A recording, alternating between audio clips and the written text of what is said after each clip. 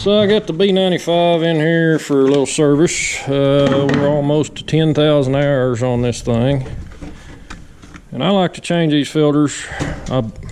They're inner and outers. I like to change them. I change the outer one once a year. This one here is starting to look dirty though, so I got a new one for it too. But I normally blow these out. I know some people don't like that, but I haven't had any trouble with it. I haven't damaged any filters that I know of. You don't blow out the safety element. You never do that. That's why it's there. If it gets dirty, you've got a problem with your main element, and that's, you know, just the way I've always done my backhoes. So sometimes it's weekly I'll blow them out, sometimes it's monthly, depending on how dusty the conditions are we're working in. But I got a new set for it. I'm gonna change the oil in it. I'm gonna change the transmission oil also. I've got a seal leaking on the front drive shaft. Not leaking bad, but I figure while I got the transmission drained, I might as well try to change it. That may be a bigger project than what I want to tackle today, but we'll see how it goes. Hopefully it'll work out. Before you put your air filters in, I think it's a good idea to lube on this one. The way it sets in there is that sets inside of this. There's a ring in here, it sets inside of it, so it's going to be a fit on the outside edge. And I usually put a date on it when I changed them, but it doesn't hurt to lube that just to be sure you get a good seal. I just use some Lubriplate. And then on this filter, it actually seals on the inside of here. This, you can see there's notches here. Those don't really seal anything, so all your sealing power is on the inside lip. So put some lube in there, and then I put a date on it and hours, that way don't lose track. And that should be good to go. And we're at 99.70 on hours today, so coming up on a big 10,000. This filter I had on here, the last one I had on here was a Napa, which Napa's a good brand of filter, I believe, but this stayed on the tractor. Usually those don't, but you got to be sure that none of that stays on there, because when you screw your next filter on, you'll have a mess. Two rubbers won't seal very well. And then just clean up your filter. But this time I got a genuine. I want to show you something on this filter. When you look at New Holland, a lot of people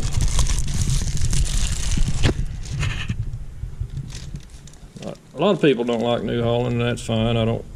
It don't bother me what you like. You can like what you want, but it's a big company. We got Case IH, Agriculture, Iveco, Astor, Steyr, Case Construction, Iveco Bus, FPT, Hurley's Bus, Majerus, New Holland Agriculture, New Holland Construction. I still think they got good products. I don't know about you, but I like this backhoe. It's had some problems. The thing is though, if you look at any machine that has 10,000 hours on it, you're gonna find its weak points. You're gonna find the problems in it. And I know guys that run Case backhoes. They've had cylinder issues just like me. A lot of them happened under warranty though. I mean, they happened early on. So, but if you look at the way a machine's built these days, it's global parts. You're not looking at one manufacturer in Chicago that builds everything. That's the way it used to be. Nowadays, hydraulic cylinders are probably 90% of them probably manufactured in the same 3 factories. So New Holland, Case, Caterpillar, everybody's probably buying from a supplier somewhere. I don't think anybody's, and I may be wrong about that, Cat may build all their own stuff, but I don't think they build them all in Chicago anymore, or Illinois, Peoria, wherever they used to build their stuff. But Thing is, if you go buy a new machine, whether it be Caterpillar, Case, John Deere, I think you're going to find it's not all built by the same people at the same place. So just observation I've got, and I may be way off base. You guys probably know more about it than I do. Somebody out there knows probably way more about it than I do, and that's fine. But the way I look at it, find what makes you happy and use it. That's what I've been doing for years, and it's been working out all right for me. But anyhow, now I get a little grease on this gasket. Draining the transmission fluid. It's been, I don't remember when I had a record on it, but I can't find it, so I don't know. I'm probably past due on changing that by a bit. Looks pretty clean though. It doesn't smell burnt. Have a they got a strainer behind this plate right here, so when you drain your transmission, it's always a good idea to check behind here. It's just two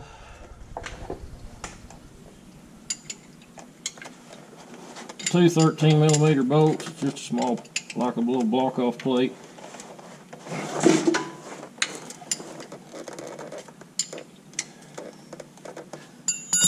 And almost any transmission these days on a tractor is going to have some type of strainer.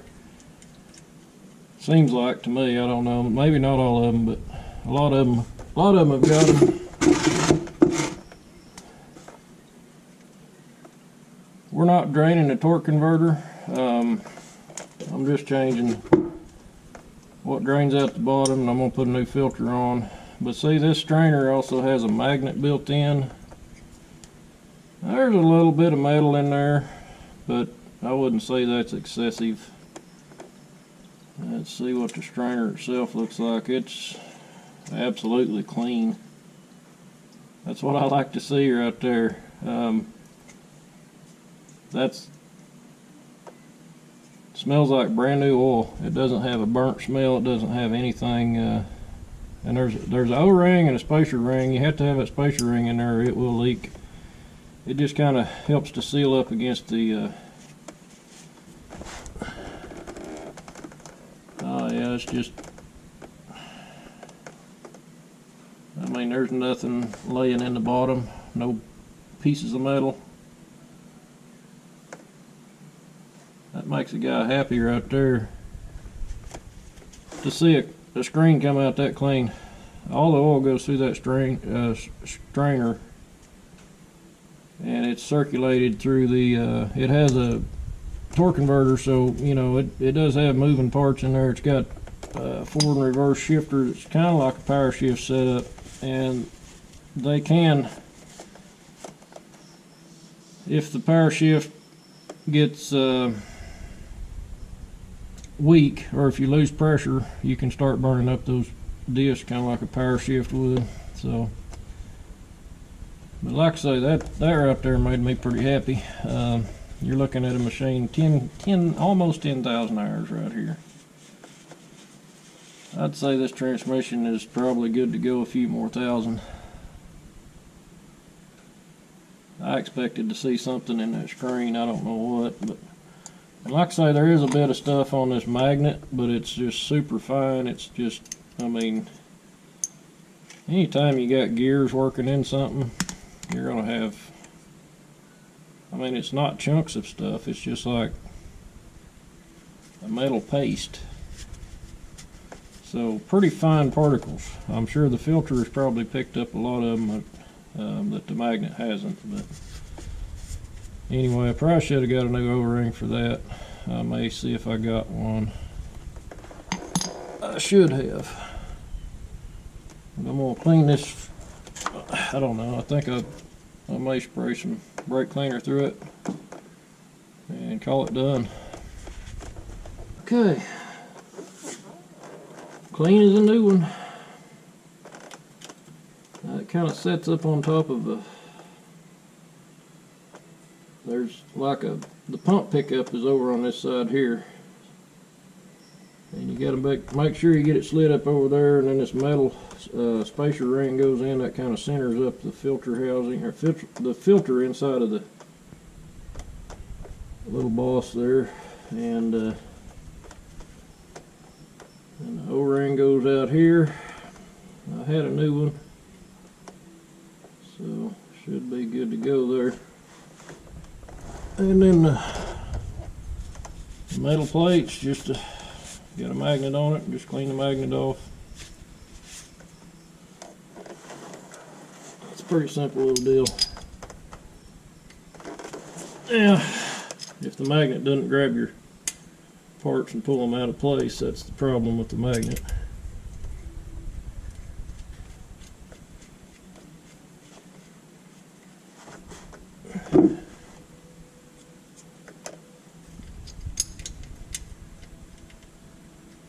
And I guess now I'll try pulling the front yoke off the transmission and see if we can't change that seal.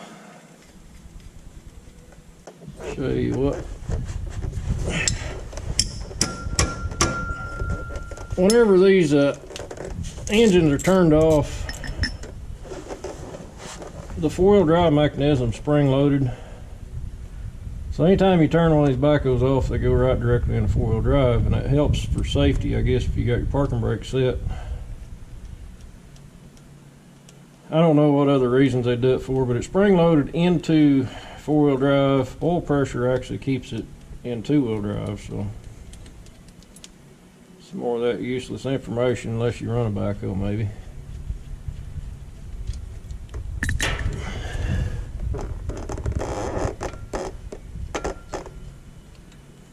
And so far,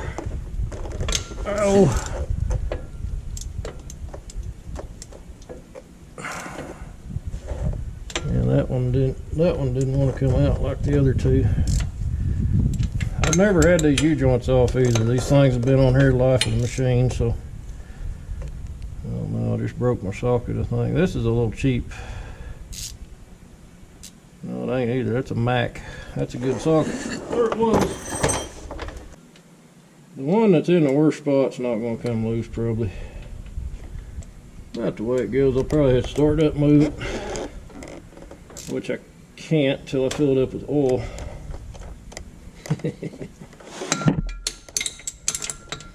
Let that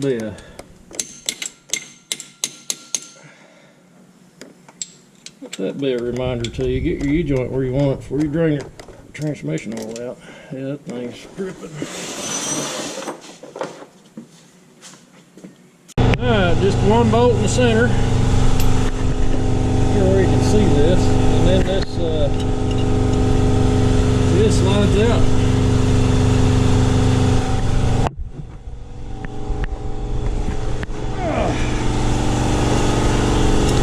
And I bet you I know what we got here. We got it looks like a piece of net wrap for hay bales. Whenever I feed my cows, sometimes you can't quite catch all that stuff, but I must have got a piece wrapped up around here. Don't look like it really hurt anything, but we got to pull that seal out now. It's going to be probably a little bit of a...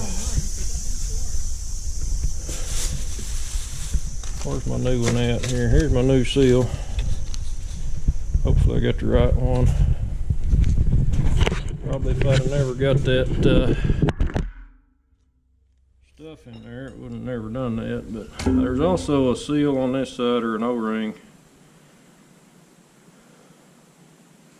So I probably want to replace that. I didn't realize that was there. Should have bought a new one.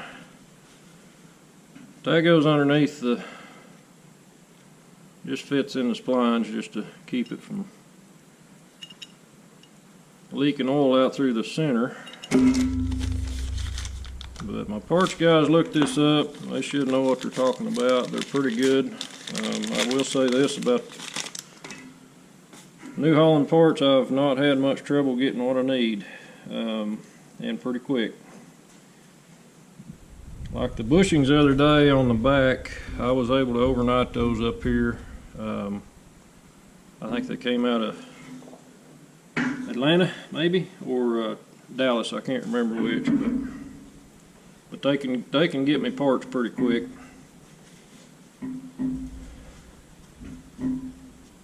And another thing about machinery is if you got parts when you need them, it doesn't hurt to run older stuff. But if you got new stuff, it breaks too. And if you can't get parts, well,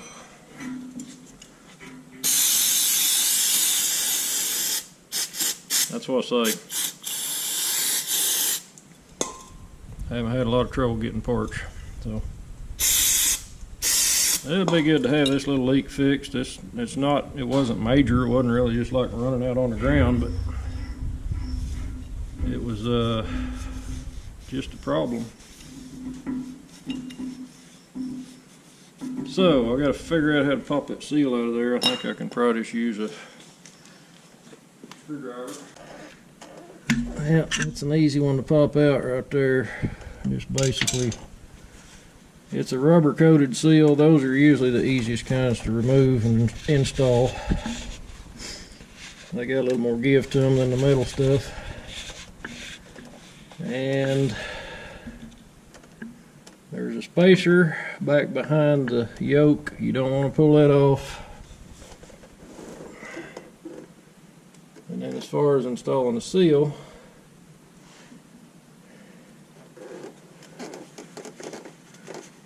I'm going to oil up the yoke before I put it in. I'm not going to put any oil on this rubber. I don't want this thing sliding around because it fits pretty loose in there. So I'm just going to have to try to I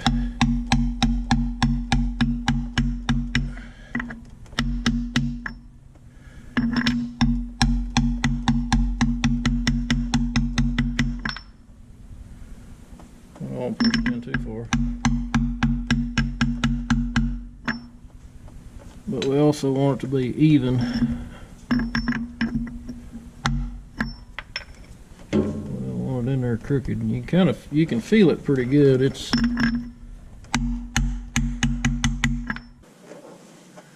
don't know if that was only a one-way deal.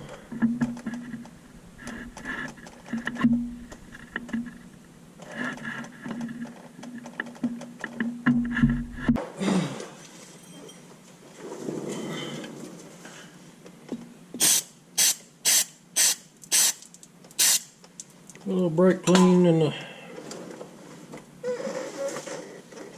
put it on the camera. It's probably not good for GoPros, is it?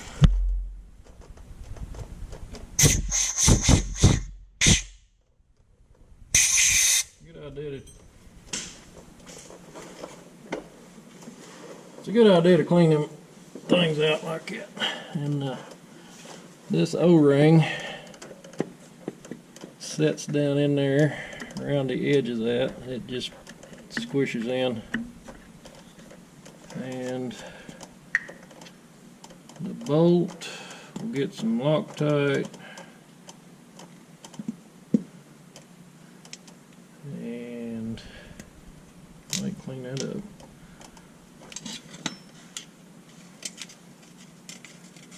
This little deal's just about done, all but putting stuff back together, so this is a lot easier than what I thought it could have been.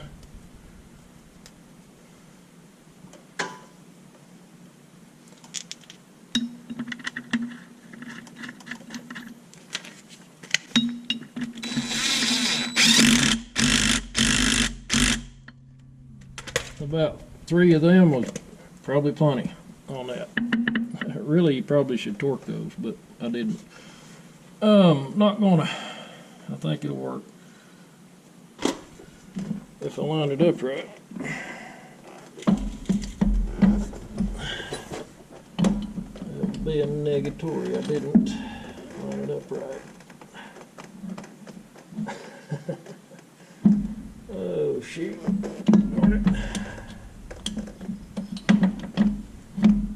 One's flying off from where it used to be.